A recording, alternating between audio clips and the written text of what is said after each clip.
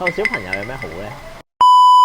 托兒所，咁我哋可以不停咁樣湊小朋友，唔使自己生啊。湊小朋友有咩好咧？我知道得意咁如果遇到啲唔得意嘅小朋友點算？你冇遇過唔得意嘅小朋友咩？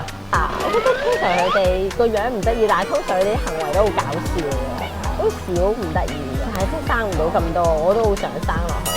咁我哋想湊佢哋，但係我唔想不停咁教佢哋，太辛苦。你係幾時發現自己好中意湊小朋友㗎？其實我本身都好中意嘅，即係由細到大都好中意嘅。即係生完你兩個，跟住我又自己即係疫情啦，我又冇得出去，日日都要喺屋企，我就覺得太可愛啦！佢哋實在太得意啦。有啲人話好煩嘅，點解？